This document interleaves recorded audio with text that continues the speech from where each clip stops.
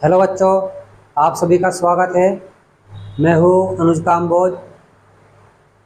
हम पढ़ रहे हैं कक्षा 12 फिजिक्स। इसमें हमारा तीसरा चैप्टर चल रहा है वैद्युत विभव, और आज लगभग समाप्त हो जाएगा। इसके जो बचे हुए टॉपिक थे वो हमें आज पढ़ने हैं। वो आपके सामने लिखे हुए हैं। पहला टॉपिक आपका है आवेशों के निकाय की वैद्युत स्थितिज ऊर्जा। दूसरा टॉपिक पढ़ेंगे हम इसमें समविभव पृष्ठ। और फिर हमें पढ़ना है कि एक समान वैद्युत अक्षेत्र में वैद्युत द्विध्रुव को घुमाने में किया गया कार्य। और दूसरा पढ़ना है वैद्युत द्विध्रुव की वैद्युत स्थितिज ऊर्जा।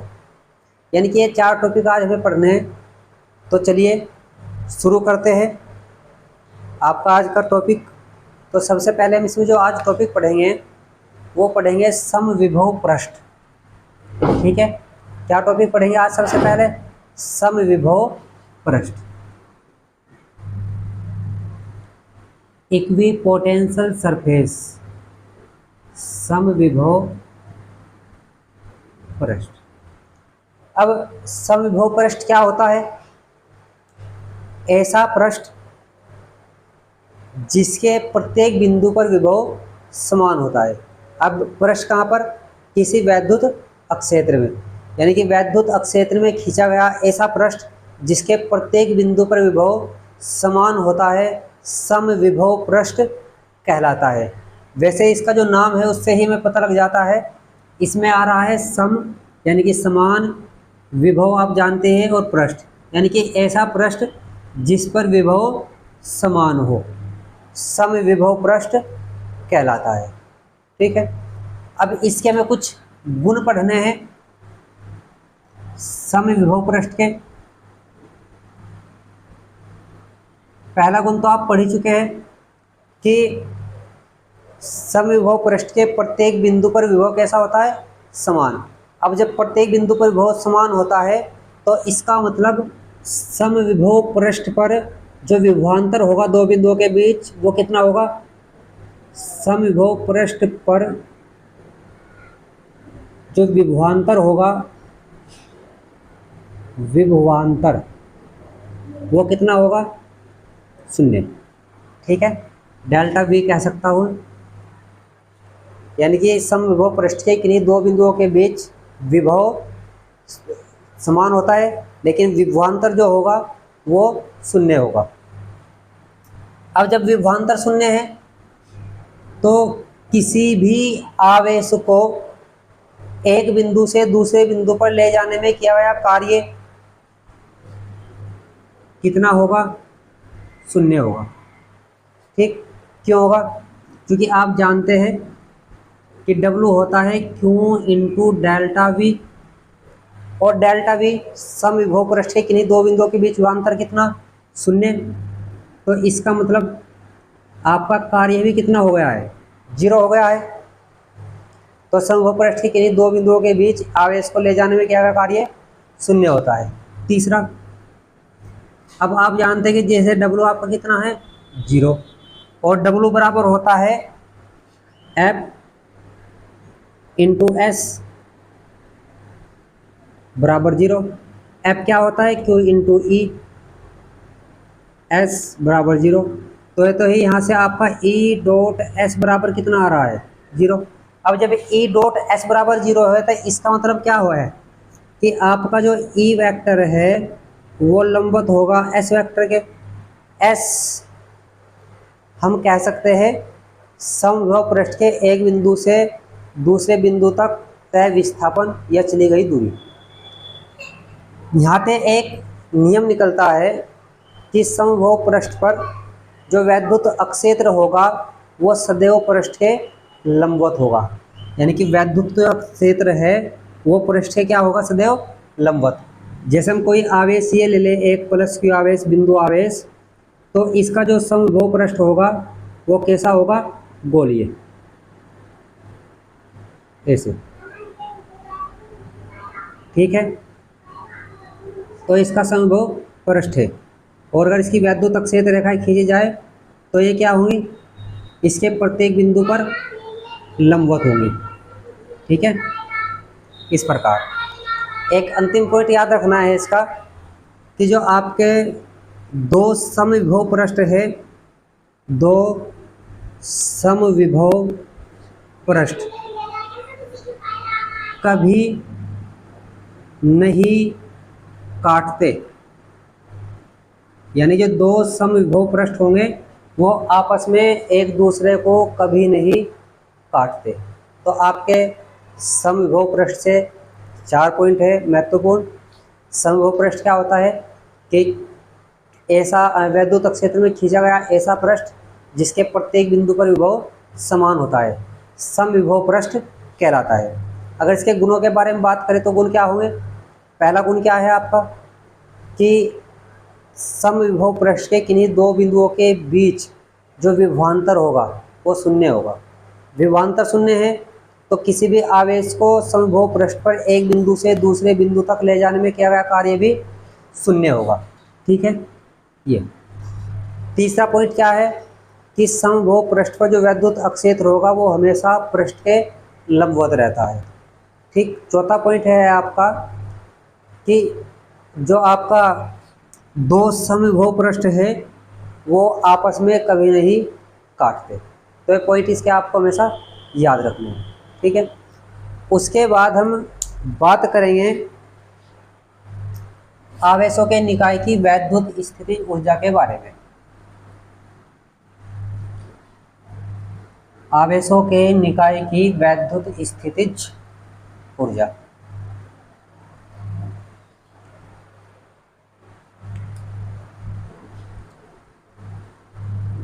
आवेशों के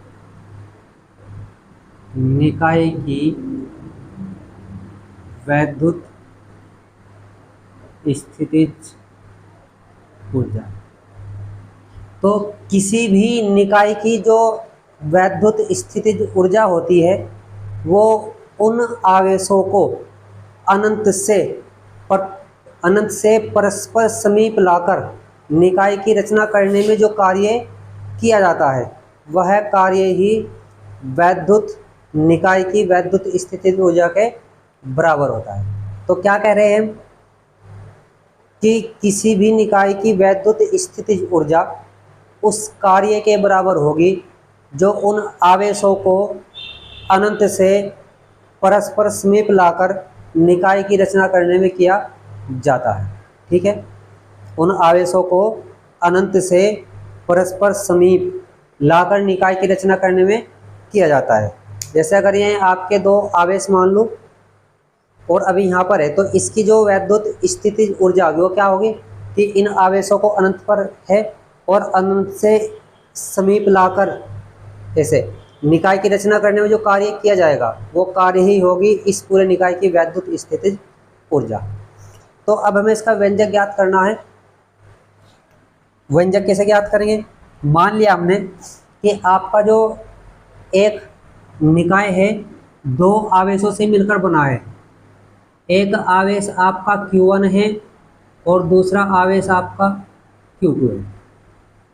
ठीक। माना एक निकाय AB है जो दो आवेशों प्लस Q1 और प्लस Q2 से मिलकर बना है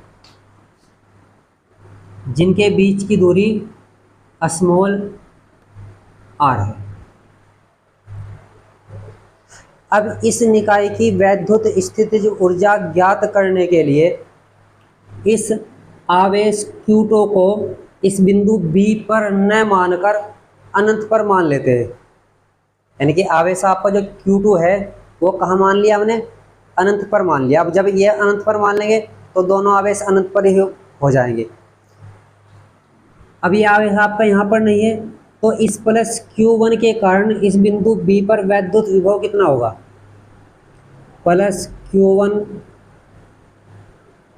आवेश के कारण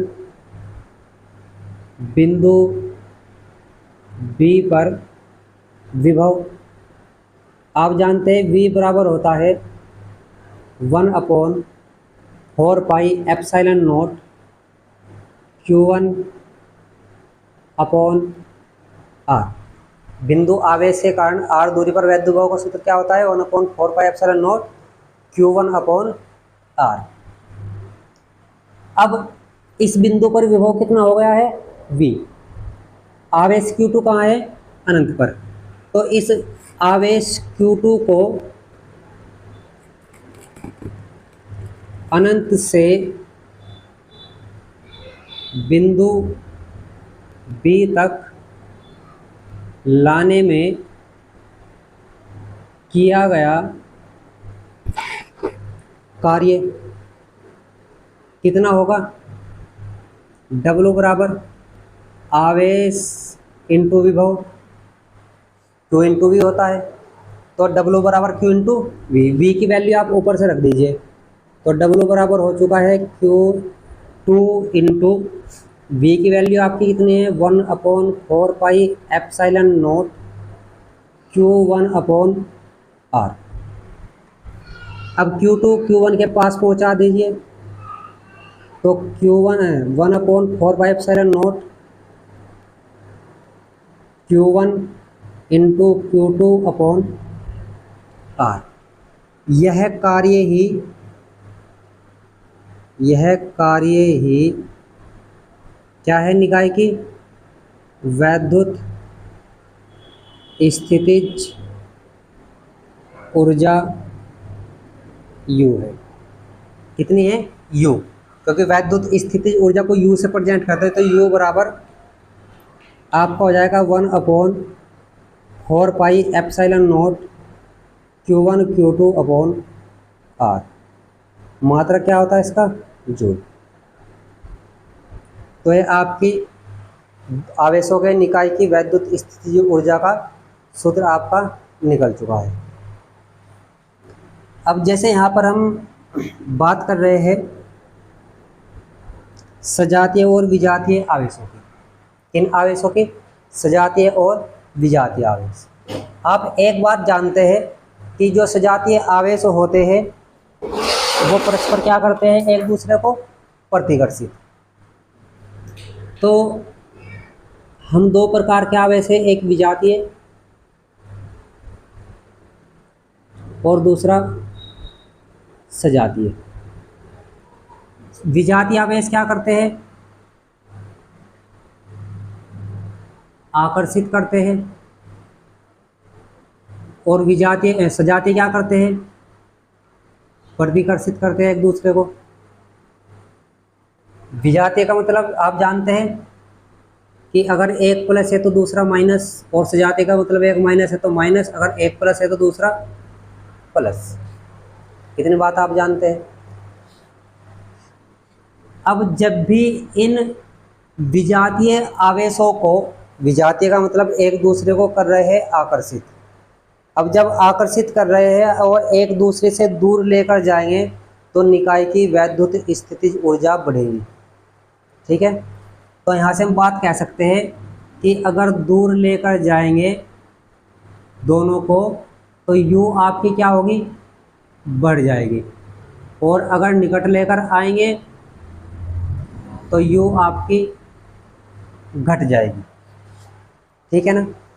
अगर विजातीय आवेशों को एक दूसरे से दूर लेकर जाएंगे तो U आपकी बढ़ेगी, और अगर एक दूसरे के निकट लेकर आएंगे तो U आपकी घट जाएगी।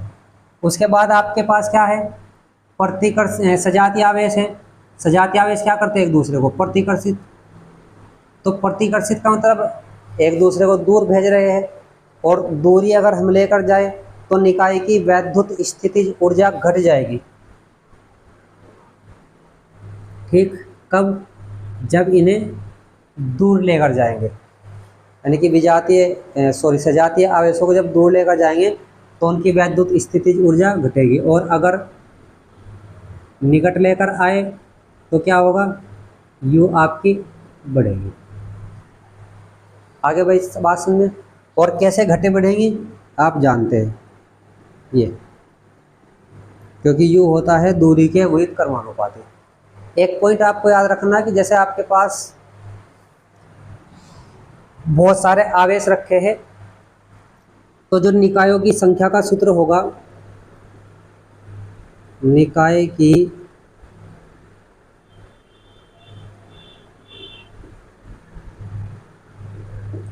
अब निकाय का मतलब है दो दो आवेशों को लेकर जो निकाय बनेंगे, उसका सूत्र होगा n इंटू एन माइनस 1/2। जैसे आपके पास एक त्रिभुज है, क्या है, त्रिभुज, एक Q1 आवेश यहाँ रखा है, एक Q2 आवेश यहाँ पर रखा है और एक Q3 आवेश यहाँ रखा है। तो इसके अंदर जो निकाय बनेंगे दो दो आवेशों को लेकर, वो कितने बनेंगे, संख्या निकाल लीजिए।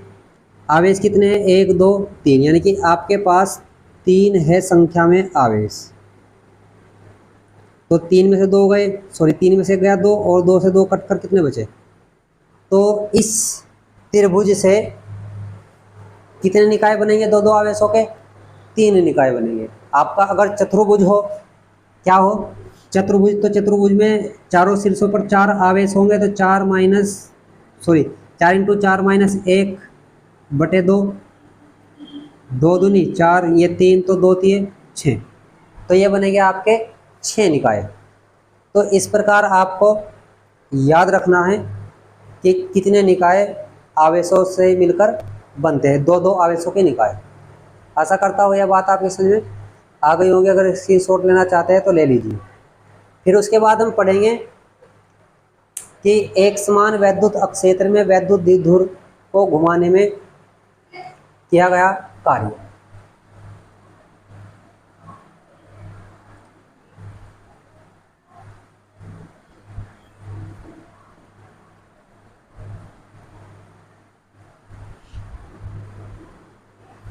आपका क्या पॉइंट है कि एक समान वैद्युत अक्षेत्र में एक समान वैद्युत अक्षेत्र में वैद्युत द्विध्रुव को घुमाने में किया गया कार्य। ठीक है, इतना पॉइंट। तो मान लिया हमने कि माना एक वैद्युत द्विध्रुव AB है। क्या है, एक वैद्युत द्विध्रुव AB जो दो आवेशों से मिलकर बना है। एक आवेश -Q है और दूसरा आवेश +Q है। और एक समान वैद्युत अक्षेत्र में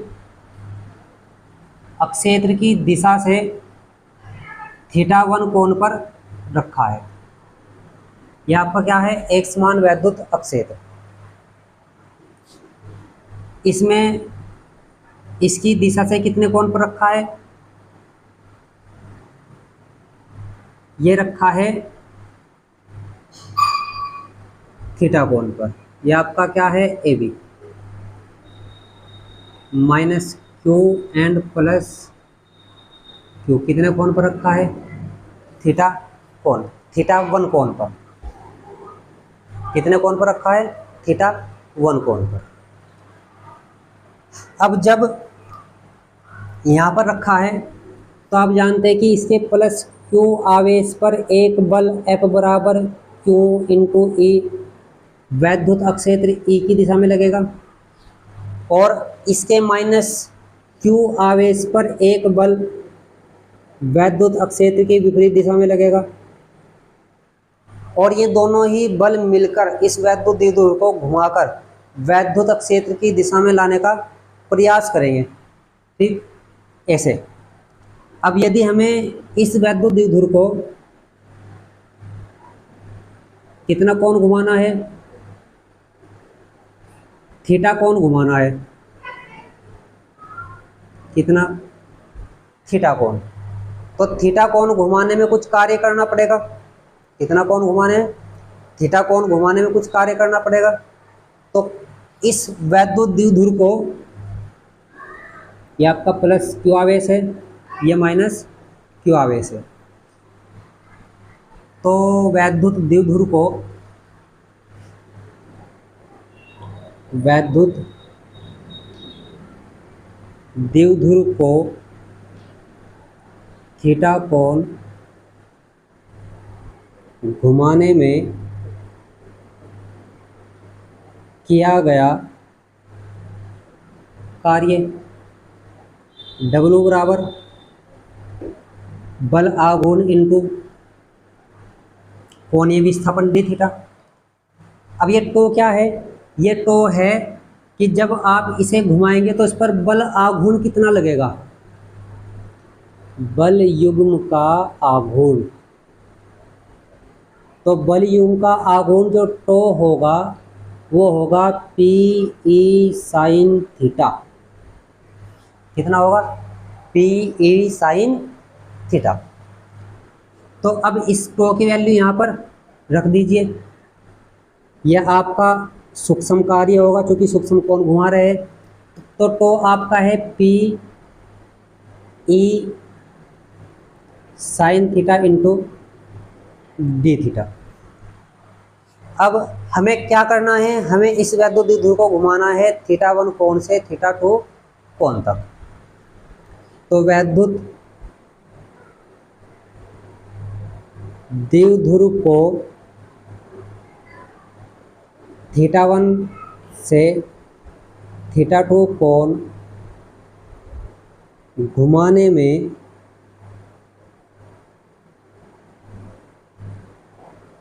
किया गया कार्य। कितना कार्य? और यह है आपका इतना कोण हम घुमा रहे हैं डी थीटा। तो घुमाने में जो किया गया कार्य होगा W θ1 से θ2 तक और dW का समाकलन, यानी कि W बराबर होगा समाकलन θ1 से θ2 dW। अब वैल्यू रख दीजिए dW की। तो θ1 से θ2।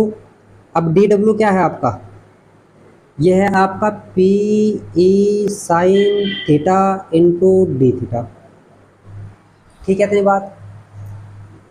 आप जानते हैं कि जो इसका समाकलन होगा वो क्या होगा? पी ई बाहर θ1 से θ2 समाकलन और अंदर क्या है? Sine theta into D theta. तो जो आपका साइन थीटा होता है, साइन थीटा का समाकलन क्या होता है बताइए? साइन थीटा का जो समाकलन होता है माइनस कोस थीटा होता है। लिमिट क्या है? θ1 से θ2 है। तो आप पहले अपर लिमिट रखोगे क्योंकि θ1 की वैल्यू है, सॉरी मतलब थीटा की वैल्यू है और ये भी किसकी है? थीटा की। तो पहले अपर लिमिट और फिर माइनस की लोअर लिमिट। तो आप कर लीजिए W बराबर पी ई माइनस कोस θ2 और माइनस थीटा की जगह क्या रखोगे आप? θ1 कोस θ1। ठीक है, इतनी बात। तो अब पी ई ये माइनस माइनस प्लस और प्लस लिख देंगे पहले। तो क्या बन चुका है आपके पास? W बराबर आ चुका है इतना। अब यदि आपका जो वैद्युत द्विध्रुव किस अवस्था में हो? साम्य अवस्था में हो। यदि वैद्युत द्विध्रुव को साम्य अवस्था मतलब θ1 बराबर 0 डिग्री से θ2 यानी कि थीटा कोण तक घुमाया जाए। तो थीटा कोण घुमाने में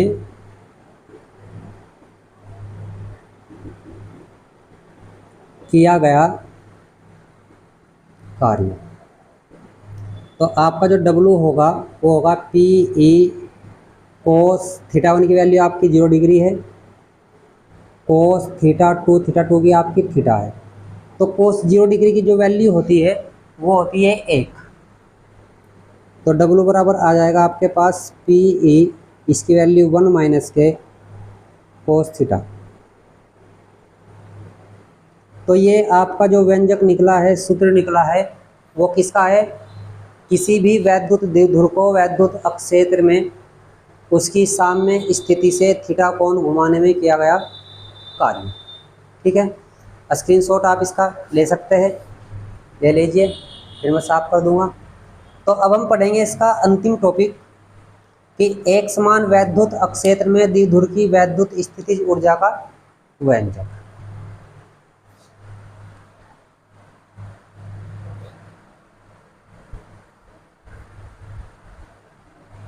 ये आपका इस चैप्टर का अंतिम टॉपिक है। इसके बाद आपकी जो नेक्स्ट वीडियो आएगी उसमें इसके आंकिक प्रश्नों को कराएंगे। आंकिक प्रश्नों को करने के लिए सबसे पहले आपको सभी सूत्र याद कर लेने हैं और एक पेज पर लिख लेने हैं। तो एक समान वैद्युत क्षेत्र में वैद्युत द्विध्रुव की वैद्युत स्थितिज ऊर्जा।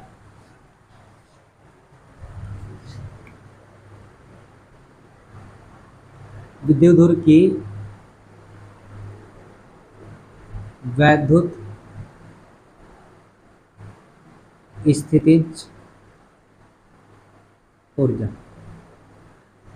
तो कैसे ज्ञात करेंगे? अब हमने मान लिया कि एक समान वैद्युत अक्षेत्र में कोई वैद्युत द्विध्रुव अपनी साम्य स्थिति में रखा है। किसमें रखा है? साम्य स्थिति में। ये आपका वैद्युत द्विध्रुव ए बी है, एक आवेश माइनस क्यू है, दूसरा आवेश प्लस क्यू है और बीच की दूरी 2L है। ठीक है, इतनी बात। इस बिंदु ए और बी के जो विभव क्रमशः है वो V1 और V2, यानी कि दोनों बिंदुओं के बीच के जो विभव है वो क्या है?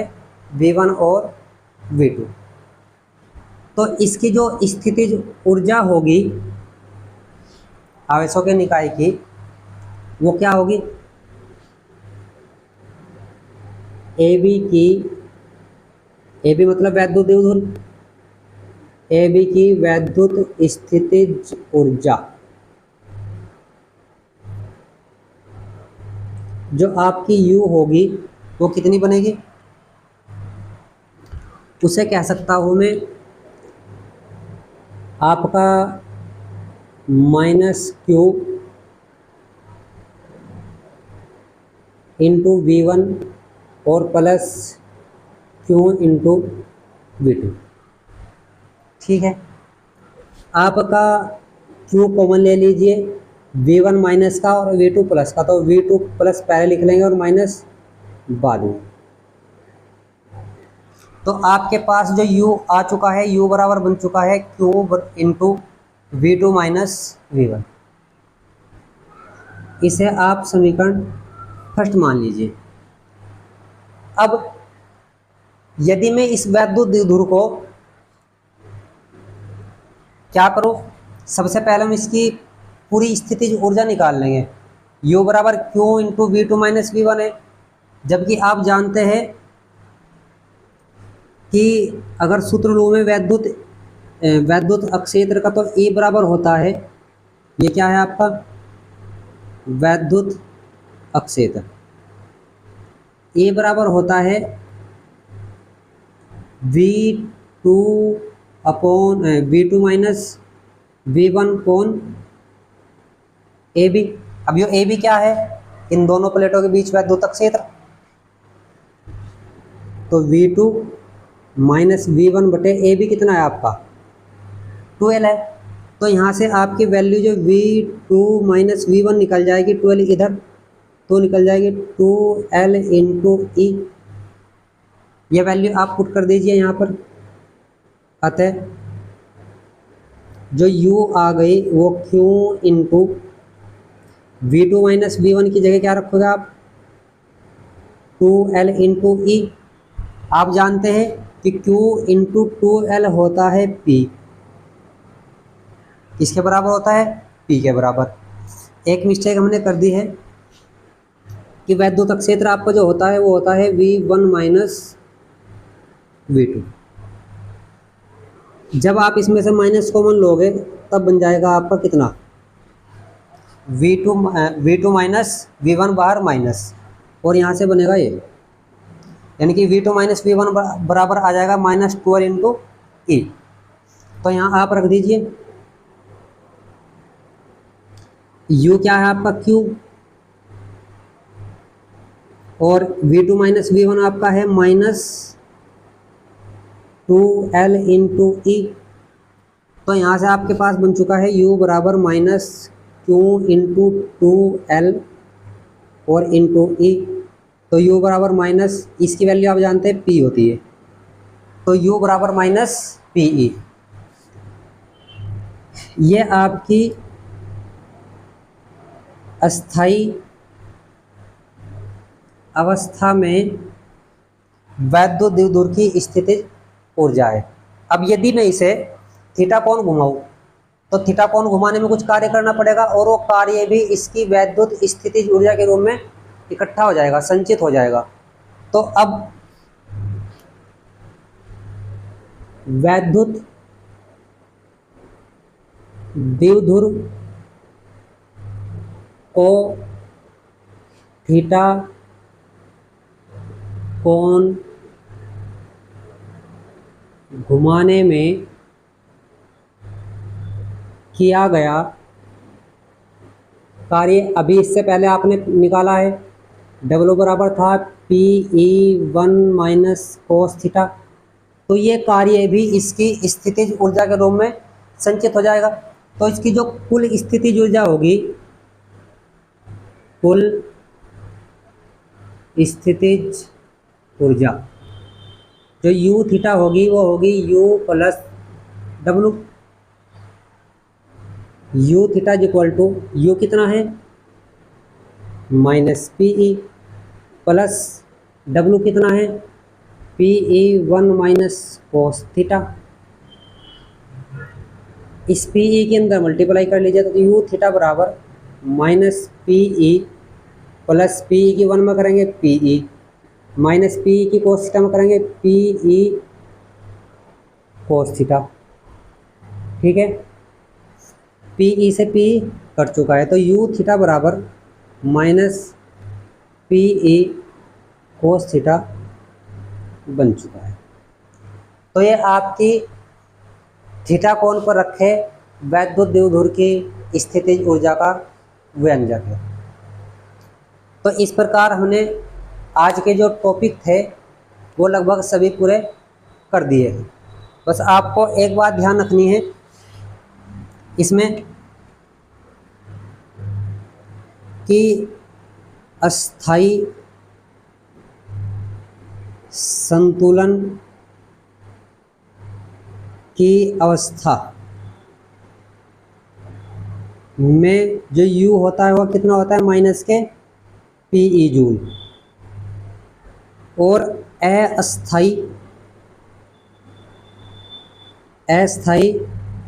संतुलन की अवस्था में जो U होता है वो होता है +PE जूल। ये दो बात आपको इसमें याद रखनी है कि आपका जब -PE होगा तो थीटा बराबर 0 होगा, और +PE होगा तो थीटा बराबर 180 डिग्री होगा। यानी कि 180 डिग्री पर जो वैद्युत द्विध्रुव होगा वो अस्थायी संतुलन की अवस्था में होगा और उसकी स्थितिज ऊर्जा होगी +PE। अब आशा करता हूँ कि यह चैप्टर आपको अच्छे समझ में आ गया होगा।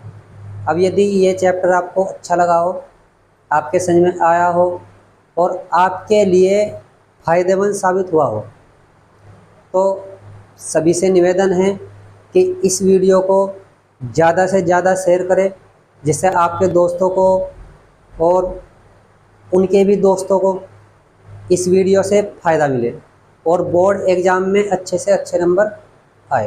तो सभी से निवेदन है कि वीडियो को शेयर करने के साथ साथ लाइक भी करें। यदि आपको किसी पॉइंट पर प्रॉब्लम हो, कुछ पूछना हो, कोई क्वेश्चन हो आपका, तो कमेंट बॉक्स में कमेंट कर सकते हैं। वीडियो को हटाने से पहले वीडियो को लाइक करना बिल्कुल भी न भूलें, और यदि चैनल पर नए हैं तो चैनल को सब्सक्राइब कर दें। यह मेरा फिर से आप सभी से अनुरोध है, निवेदन। तो चलिए फिर मिलते हैं नई वीडियो में, तब तक के लिए सभी को धन्यवाद।